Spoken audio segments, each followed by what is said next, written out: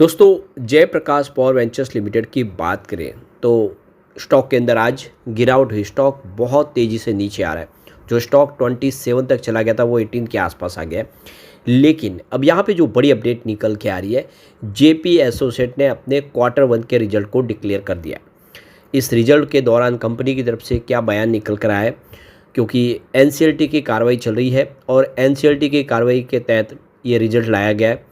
Company का जो management है फ़िलहाल अब वो सारा कंट्रोल एनसीएलटी के द्वारा जो नियुक्त अपॉइंट किए गए व्यक्ति के हाथ में है और उन्होंने यहाँ पे सारी अपनी तरफ से जो आगे क्या संभावना है उसकी राय रखी है। कितना जल्दी यहाँ पे अधिग्रहण होगा और किसको ये कंपनी मिल सकती है और कौन आने वाले समय में जेपी पावर का नया प्रमोटर बनेगा, इन सारी बातों को समझने की कोशिश करेंगे इस वीडियो के माध्यम से। और आने वाले समय के लिए क्या उम्मीद बन रही है उसको भी जानेंगे इस वीडियो के माध्यम से, क्योंकि बहुत ज़्यादा नुकसान हो गया है लोगों को जेपी पावर में भी ऊपर के लेवल से जो फंसे हैं। लेकिन फ्रेंड्स उससे पहले अगर आप पहली बार हमारे चैनल पे आए तो चैनल को सब्सक्राइब कर दीजिए, एक बेल आइकॉन दबा दीजिए ताकि जब भी नया वीडियो बने पहला नोटिफिकेशन आपको मिले। वीडियो पसंद आए तो लाइक से जरूर कीजिए। चलो फ्रेंड्स वीडियो स्टार्ट करते हैं। मैं हूँ आपका दोस्त एस.बी. दवे और हमारे अपने चैनल ऑनलाइन कमाई में आपका बहुत बहुत स्वागत है। तो सबसे पहले जेपी पावर के कारोबार की बात करें तो आज 18.60 पर क्लोजिंग थी, जहाँ पे 1.64% की गिरावट देखने को मिली। अब सुबह शुरुआत तो पॉजिटिव हुई थी 19 पर, लेकिन देख सकते हो कि आज एनर्जी सेक्टर में दबाव की स्थिति थी और यहाँ पे ऑलरेडी देखें तो अब वो बिकवाली का दौर शुरू हो गया, क्योंकि बड़े फंड हाउस ने जम के खरीदारी की थी। अब उन्होंने जब प्रॉफिट बुकिंग शुरू कर दी तो स्टॉक काफ़ी तेज़ी से नीचे भी आ गया, क्योंकि यहाँ पे जो सबसे बड़ी एक जो प्रॉब्लम है स्टॉक के लिए वो ये है कि जो इसके लैंडर्स हैं, यानी आप देखें तो जिन्होंने कंपनी को कर्ज दिया था उसके बदले में जो रिस्ट्रक्चर किया गया 2019 में, उसमें उन्होंने इक्विटी ली थी जिसमें आईसीआईसीआई बैंक की सबसे बड़ी हिस्सेदारी है। वो सारी की सारी जो हिस्सेदारी वो 25% के आसपास हो रही है और वो 3800 करोड़ के आसपास के शेयर है। टोटल जो कंपनी की हिस्सेदारी में 25% बड़ी बात हो जाती है। वो सारा का सारा अब वो बेचना चाहते हैं और इसी से एक दबाव की स्थिति बन गया कि यार वो सारी बिकवाली होती है और वो भी अगर ओपन मार्केट में, तो क्या कंडीशन होगी जेपी पावर की। इससे एक स्थिति नाजुक हुई है। बाकी ओवरऑल कंपनी का प्रदर्शन अच्छा है, रिजल्ट भी बेहतर है, कंपनी प्रॉफिट में भी है, लेकिन जेपी एसोसिएट का जो साथ है वो भी इसके लिए थोड़ा दबाव बना रहा है। तो अब जेपी एसोसिएट की बात करें वहाँ तो ट्रेडिंग फिलहाल 2 ट्रेडिंग सेशन बंद हो गई है, लेकिन पिछले 2-3 महीनों में इसने बेहतर प्रदर्शन किया जेपी एसोसिएट ने ऊपर के लेवल से। आप देखिए पिछले 1 महीने में यहाँ पे 26% की तेज़ी बनी है, जबकि पिछले 3 महीनों में 48% की ज़बरदस्त दौड़ लगाई है, लेकिन पिछले 1 साल में 51% की गिरावट हुई है। तो 3 ईयर की बात करें यहाँ पे 46% की भारी गिरावट हुई है।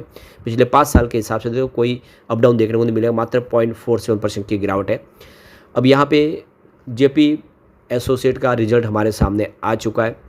कंपनी ने अपना क्वार्टर 1 का कंसोलिडेटेड फाइनेंशियल रिजल्ट पेश कर दिया है 14 अगस्त को आज। तो जेपी एसोसिएट इस समय अगर आप देखें तो कॉरपोरेट इंसॉल्वेंसी रिजोल्यूशन प्रोसेस के तहत काम कर रही है और इसके लिए मिस्टर भुवन मदन को रिजोल्यूशन प्रोफेशनल के तौर पे अपॉइंट किया है एनसीएलटी के तहत, और अब वो इंसॉल्वेंसी प्रक्रिया के तहत सारी कार्रवाई कर रहे हैं। तो रिजल्ट को लेकर 4 बजे मीटिंग शुरू हुई, 4:40 पे वो ख़त्म हुई। तो रिजल्ट तो बिल्कुल लॉस में ही कंपनी चल रही है, बिल्कुल वैसे ही आया। अगर हम बात करें कंपनी के टोटल यहाँ पे इनकम की, तो ये सारे आंकड़े लाख में है। इस बार 70,371 लाख का टोटल इनकम बताई है। अब वो पिछले क्वार्टर में देख सकते हो कि 77,285 लाख रुपीज़ की इनकम थी, तो क्वार्टर बेसिस पे इनकम गिर गई है।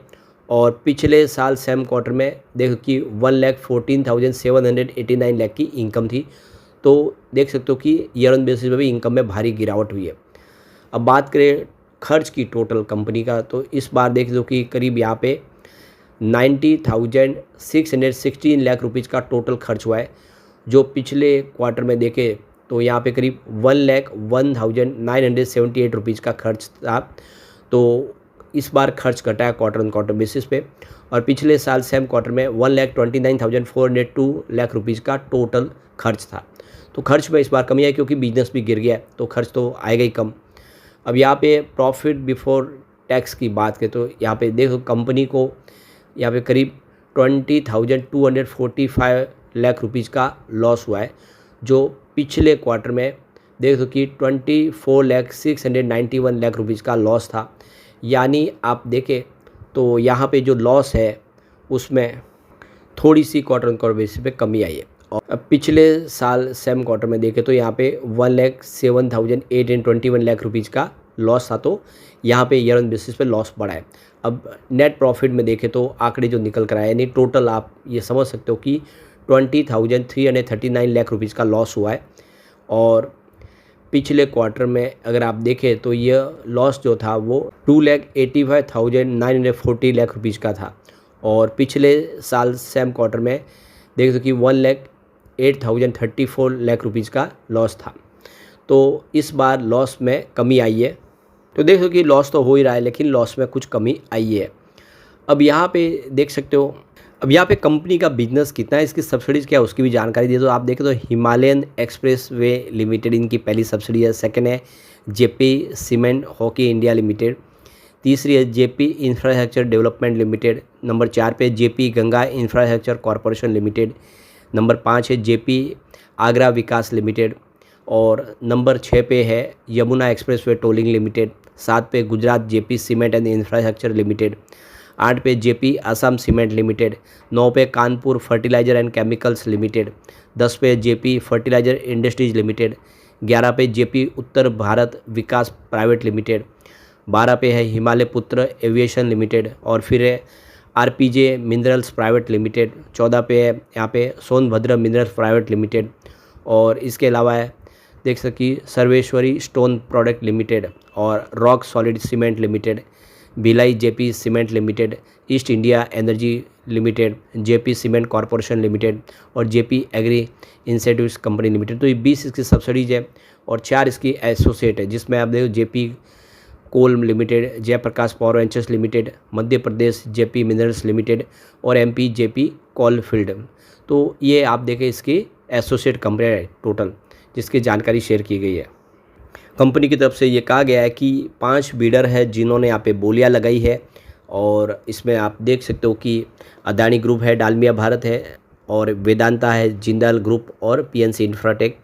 और यहाँ पे सीसीआई की तरफ से इन सब को देख सकते हो जो बोलियां है उसको आने वाले समय के लिए अप्रूवल दिया जाएगा, जिसमें डालमिया भारत को अप्रूवल मिला है, बाकी सब बाकी है।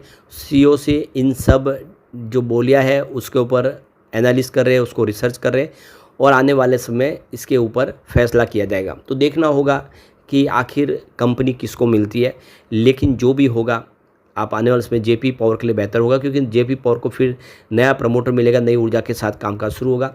तो आने वाले समय आप देखें तो जेपी पावर फिर बेहतर करता हुआ दिखाई दे सकता है। तो हमें वेट करना होगा इस आने वाले समय का। लेकिन फ्रेंड्स, कोई भी इन्वेस्टमेंट करने से पहले अपने फाइनेंशियल एडवाइजर से एडवाइस ले ले या अपना खुद का रिसर्च करें, क्योंकि मैंने वीडियो आपके एजुकेशनल पर्पज़ के लिए ही बनाया। वीडियो पसंद आए तो लाइक से जरूर कीजिए और चैनल को सब्सक्राइब कर दीजिए। Thank you friends.